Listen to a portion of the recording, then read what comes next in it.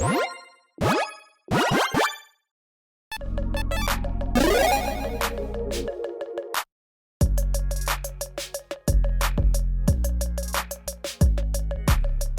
everyone, Mitch coming in for the Commander's Core Studio. Welcome to the show. Okay, so I was literally just about to shut down for the day and take a break, probably go eat some dinner, maybe walk the dog, but something dropped and all of a sudden I'm like, I gotta talk about it. Oh my goodness, here we go, and it's not this one. Okay, I will get to that card, I promise. It's going to be the quick take at the end. I'm spoiling that, so that's I put the quick takes at the end because it makes more sense instead of talking about the card first and then like, now wait until I talk about all these other cards and then I'll talk about how to build around it. Okay, explanation aside, look, loot's back. Everyone's so excited, right? No, point the way. Anyways, an enchant for a single green mana, start your engines. 4 mana in total. Sacrifice this enchantment. Search life to X basic land cards. Where X is your speed. Put those cards on the battlefield, tap, then shuffle. Now, if you have like a start your engines type deck, like a max speed type deck, again, like the Samut kind of commander, yes, I mean, good. Another 1 mana way to essentially get things started, which is fantastic. If you just say, oh, this is going to be a great ramp spell for me, maybe not. You know, again, like it depends on the deck that you have, obviously. It depends on when you get this down. If you get this down later, you're like, okay, it's like turn 10.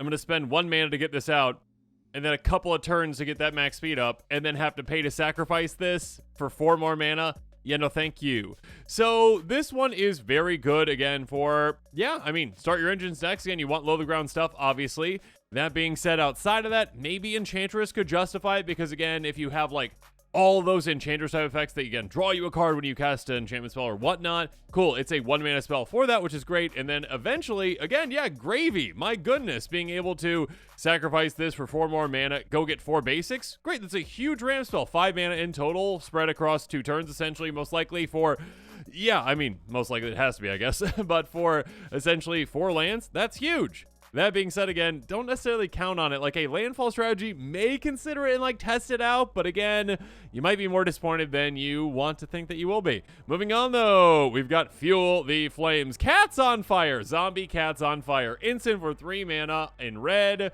2 damage each creature, cycle away for 2. More of a limited card. I guess there are certain decks out there that are like, okay, they take advantage of dealing damage to all creatures. Maybe they got some doubling effects and that kind of stuff. Or a cycling deck. Again, yes, another. Thank you, Wizard. Cycling 2 for the Fluctuator deck. Yes, someday it will be happening. Okay, someday.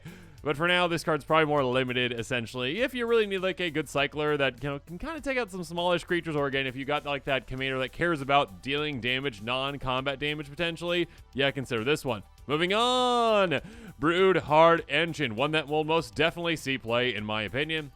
Artifact for 2 mana in Golgari. At the beginning of your upkeep, Surveil 1. So already there, that's quite nice. Again, that is not card advantage. That is fantastic card selection.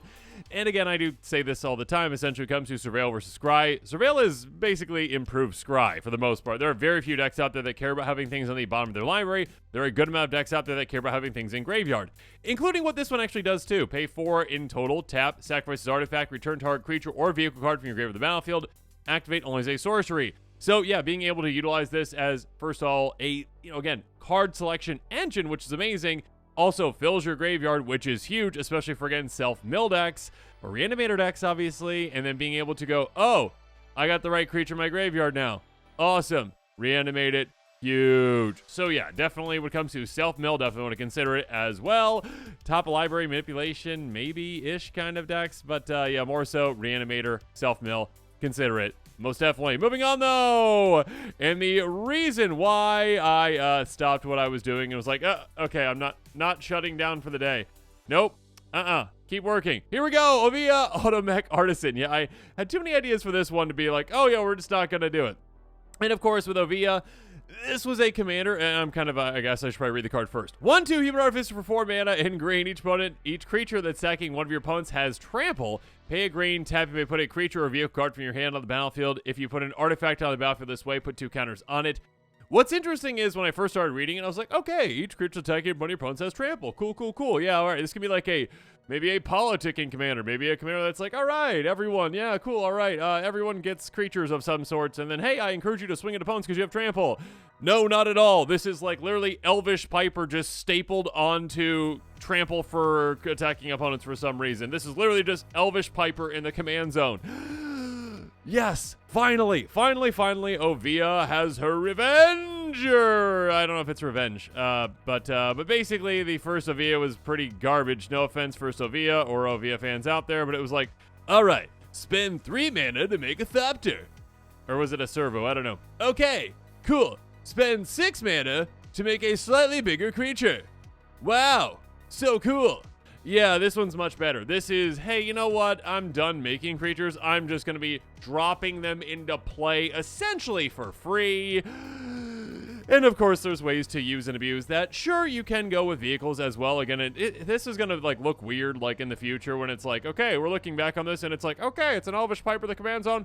Why does it mention vehicles? Oh, it's from that one weird set that had all the cars. I guess that's why like there's that racing logo, you know, for the set symbol. But like, okay, I'm not building vehicles around it. Like, sure, you can build vehicles around it, and I'll mention one here in a little bit that's like, yeah, I mean, maybe throw it in the deck, but mostly you're going to be like, hey, cheat into play massive giant creatures or do absolutely absurd broken things because, yeah, you can cheat things into play. You can do broken things. Let's jump into them. So the very first card that came to my mind when I saw this one was Great Oak Guardian. Yeah, this is an auto-include in the deck. I mean, okay, when it comes to saying auto-include, it's like, all right, you know, there's certain decks out there that, you know, build around it. Like, it maybe wouldn't make sense, but it's going to be hard to argue against this one because of what it does and the possibilities with it. A 4/5 Tree Folk with Flash and Reach for 6 mana. Enters the battlefield. Creatures target player controls gets +2/+2 until end of turn. Untap them. That is huge. That is key. That is crucial. Yes, being able to untap your entire army, or I guess if you really want to, your opponent's army, sure. If maybe some kind of a politic deal blocking situation with another opponent attacking them, but don't worry about that. What you care about is literally, okay, I put this in play. Again, it's not a cast trigger, it's an ETB trigger, so I put in play with my commander. Yeah, for just 1 mana instead of 6. And all of a sudden, it untaps all my creatures, including my commander. So then I can just do that again with another creature, because I probably have a mana dork or 2 or 3 or 4, and that's where things can get combo-y and crazy. We'll talk about another card here in the future that will help with that. But yeah, there are definitely some combos to be had with this, with basically getting your entire hand into play, infinite mana, and also infinite power and toughness for all your creatures, and sure, have fun with that. And I guess if you really want to give your opponent's creatures infinite power and toughness and untap them infinitely, sure, that as well. But you probably aren't going to do that. Next up, though, Hyrex Tower Scout. There really aren't too many creatures, unfortunately, in mono green that are like ETB, use and abuse, you know, untap trigger. Yeah, it's kind of like Great Oak Guardian's like the big bad one. This one, sure, like you get like a free creature in play if you want, basically. It's a 3/3 human scout for 3 mana, enters untap. So if you want to like enter untap, or if you have, say, like Panharmonicon type effects, yeah, then you can start to get into the, hey, infinite combo territory. So if you want to go like Panharmonicon route with some of these untappers, go for it. Next up, though, Terastodon. Nasty Terastodon. Absolutely. 9/9 elephant for 8 mana in total. Enters the battlefield, destroys 3 things. Yeah, it's mean. It's nasty. And, yeah, I mean, again, for 8 mana, that's reasonable, right? But for just 1 mana, no, not really all that reasonable. So again, like at whatever speed you want, again with your commander, just okay, cheat into play, great, lovely, have fun. See again, ETB destroy 3 things, great, do so. Oh no, they get 3 elephants. Who cares? You just cheat into play a 9/9 whenever you wanted to destroy 3 things, non-creature permanents, I should say, and yeah.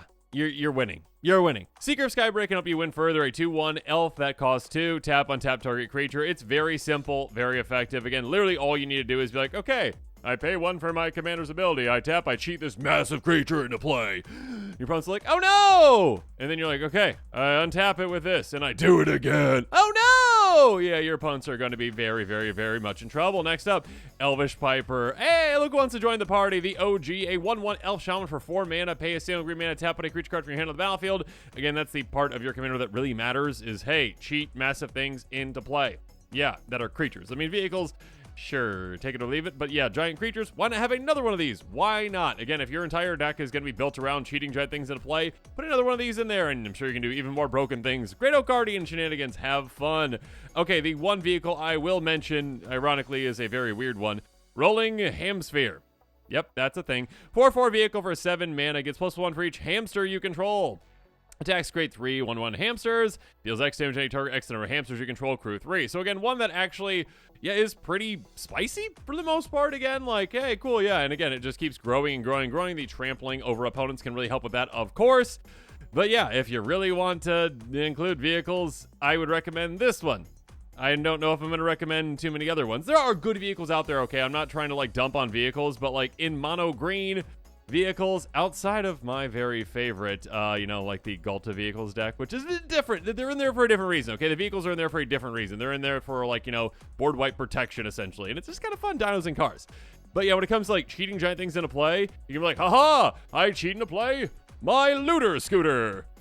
No. Yeah, better just cheat to play some massive creatures instead. Soul the Harvest is a very good card for this kind of a deck. A 6/6 elemental with trample for 6 mana. Trample's kind of redundant with your commander, but still. Whenever another non-token creature enters the battlefield under control, you may draw a card. Keep in mind, again, it says enters, not cast. And that is the key to this commander because, again, you're going to be cheating things into play, not casting them. So, yeah, you want to be able to get benefits off of that. Temur Sabertooth. I alluded to this card earlier. Great Oak Guardian. Temur Sabertooth plus some mana dorks, and you win. You don't necessarily just win, but you pretty much win. If your mana dorks can, generate 3 mana or more. If they can generate more than 3 mana, you've got infinite mana. If they can generate just 3 mana, you have infinite power and toughness for other creatures you still have in play. Okay? 4/3 cat, 4/4 mana in total, pay 2 essentially. Return a creature you control back to its owner's hand. If you do, Temur Sabertooth is indestructible on turn. Great, being able to protect itself and also bounce something back to your hand, that is huge. Use and abuse ETBs. Next up, Pathrazor of Ulamog. Yeah, Eldrazi. I mean, Oviya's favorite friends are Eldrazi, most likely, and Great Oak Guardian. Treefolk. 9/9 Eldrazi with a 9 3 for 11 mana. Can't be blocked except by 3 or more creatures. So, yeah, I mean, again, your opponent's like, okay, I'm in a good spot right now. I'm doing great. Wow, I feel really good about things. And then right before your turn, you're like, hey, you're done with your turn, right? Yes, I'm feeling great. Feeling great. Pass the turn. And you're like, okay, before your turn's over, I'm going to pay 1 mana, tap my commander, and chuck into play this 11 mana creature that's got Annihilator 3.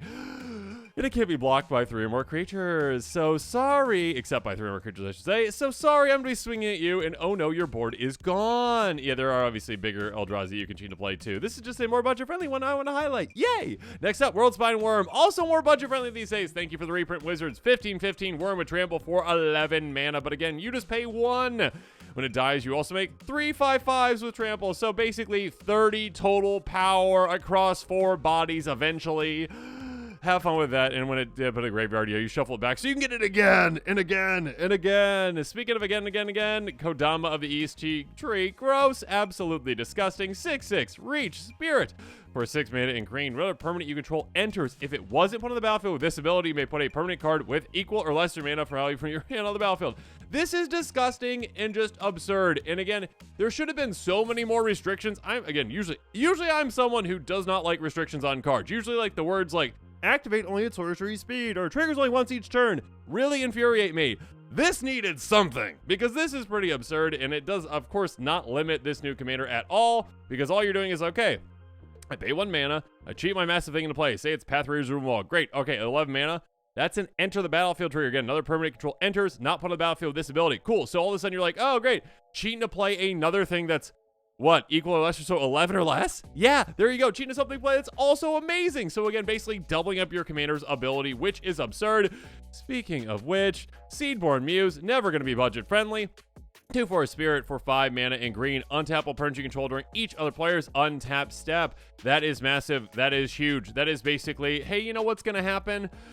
Well, I'm going to go to your turn. Okay, look, I untap everything. Okay, I cheat another massive thing into play. All right, your turn now. Okay, I'm going to untap everything. I'm cheating another massive thing into play. Okay, your turn. Did the exact same thing. Thank you, everyone. Yeah, I'm glad everyone's having fun.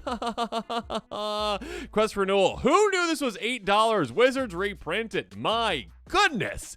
Used to be budget friendly a long time ago. Enchant for 2 mana in green. Whenever a creature control becomes tapped, you can put a quest counter on this. If you got 4 or more quest counters, which takes no time to get to at all, you untap all creatures you control during each of the player's untap step. Again, basically, mini Seedboard Muse just for your creatures, but again, basically does the exact same thing for you if you've got like a mana dork in play, when it's like, oh, okay, yeah, I just have mana from my mana dork, tap my commander, do it again, and again, and again.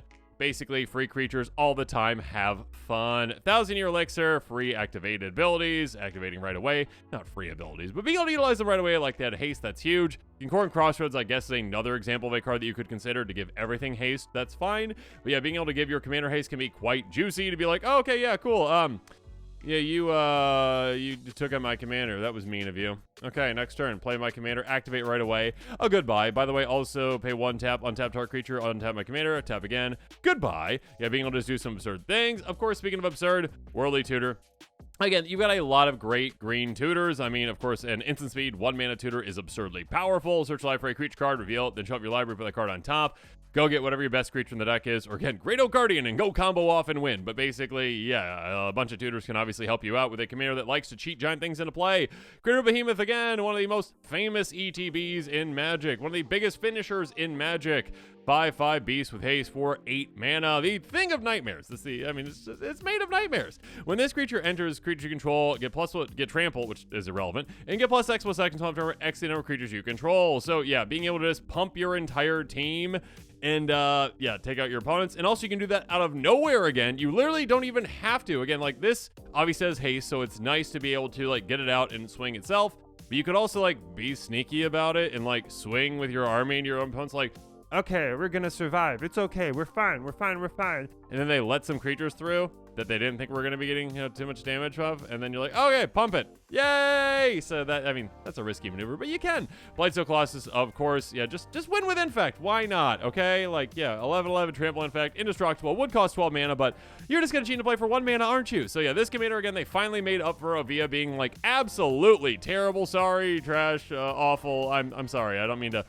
You were not very good, but now you're good. You're just basically Elvish Piper in the command zone, which for some reason encourages everyone to attack with trample. Why not? And also vehicles, sure. And with that, this episode is coming to a close. Comment below with your thoughts on it, and of course, as always, thanks again, and have a good one.